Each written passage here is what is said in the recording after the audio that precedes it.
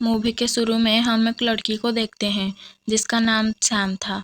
वो बहुत दिन से एक नर्सिंग होम में रह रही थी और वो एक कैंसर पेशेंट भी थी। इस नर्सिंग होम के हेड रॉबिन, वो किसी तरह सैम को उसके साथ जाने के लिए मना लेता है।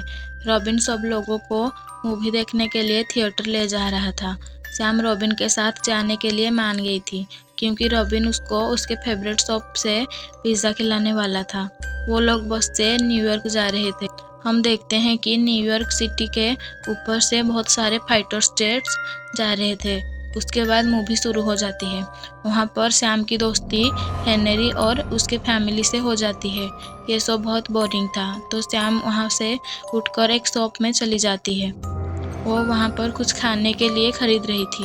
इसी वक्त उनके पास रॉबिन आ जाता है। वो बहुत ज़्यादा डरा हुआ था। वो सैम को कहता है कि हमें इस सिटी से बहुत जल्दी निकल जाना चाहिए क्योंकि मुझे ये मैसेज आ रहे हैं कि इस सिटी से जल्दी निकल जाओ, तो मैं तुम्हें पिज़्ज़ा नहीं खिला सकता।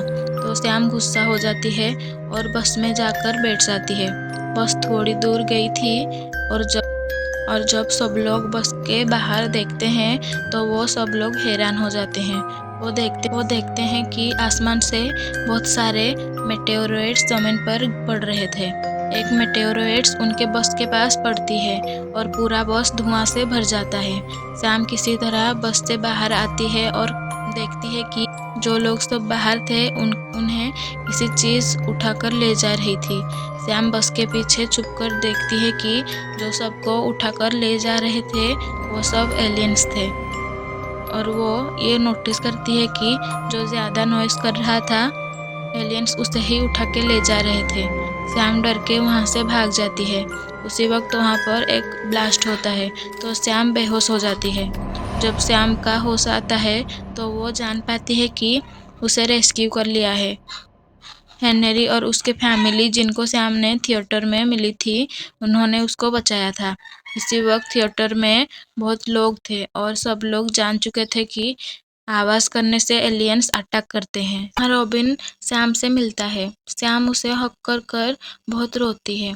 इसी वक्त हेलीकॉप्टर से वहाँ पर अनाउंसमेंट होती है कि ये एलियंस ने सिर्फ इसी शहर पर ही अटैक किया है। ये एलियंस देख नहीं सकते, सिर्फ आवाज़ सुनकर ही अटैक करते हैं। हेलीकॉप्टर का आवाज़ सुनकर बहुत सारे एलियंस थिएटर के तरफ आ रहे थे। इसी वक्त सैम का कैट वहाँ से भाग जाती है।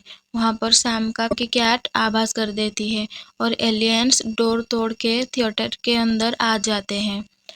इससे पहले कि एलियंस लोगों के ऊपर हमला करते, पीछे से हेलीकॉप्टर की आवाज़ सुनकर एलियंस उसके पीछे चले जाते हैं। यहाँ पर सब लोग रेडियो सुनकर कैसे बचे प्लान कर रहे थे।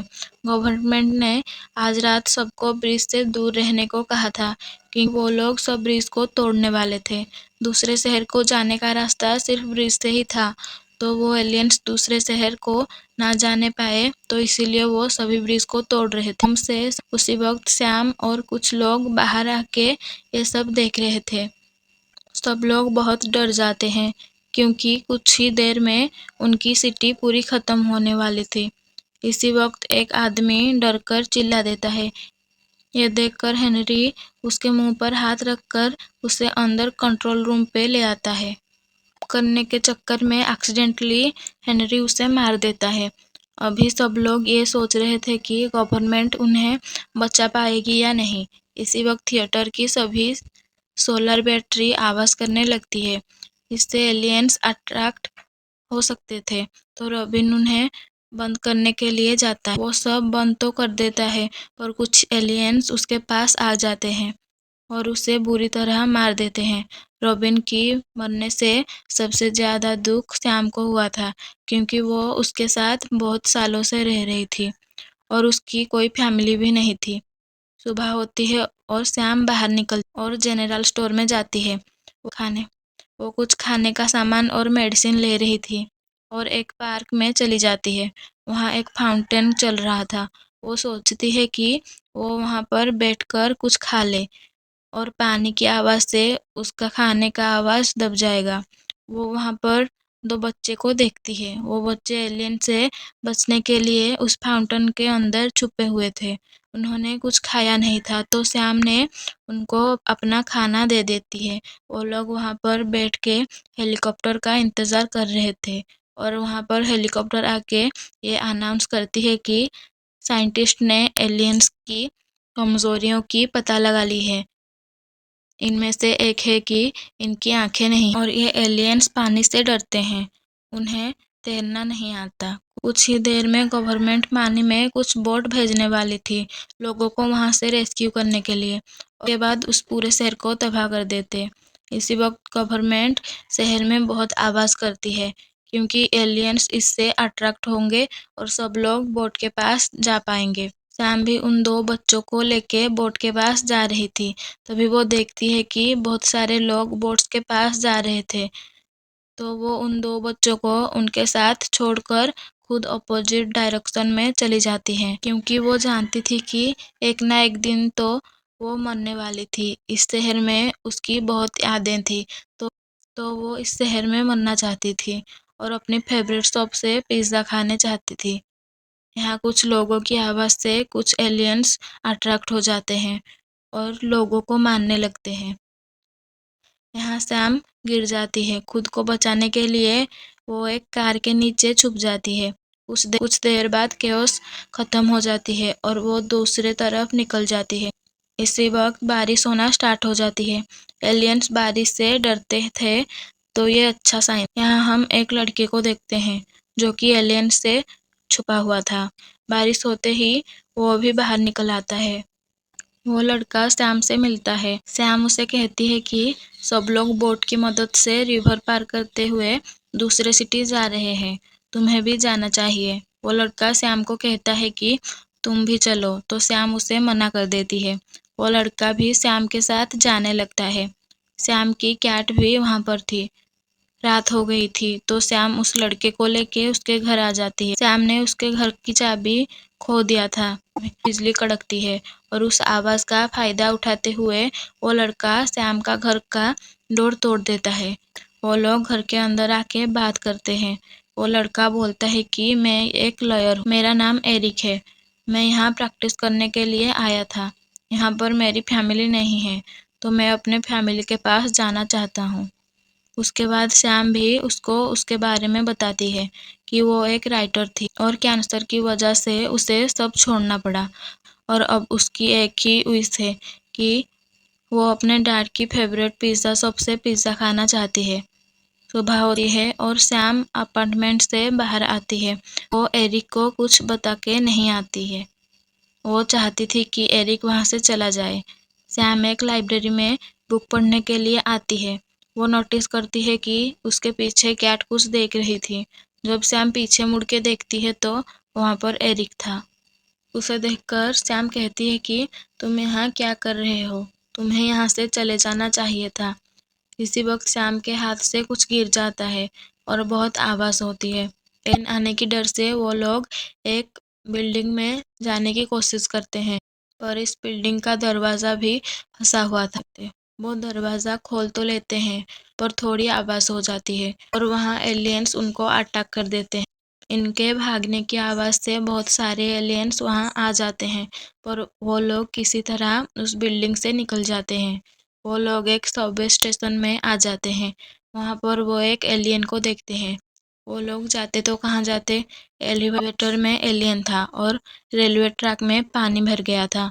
वो लोग पानी में जाते हैं। वो लोग जितना आगे बढ़ रहे थे उतना पानी बढ़ रहा था। अगर ये लोग आगे जाते हैं तो ये लोग डूब जाते। सैम एरिक को कहती है कि चलो आगे बढ़ते हैं, किसी ना किसी दिन तो हमें मरना ही है।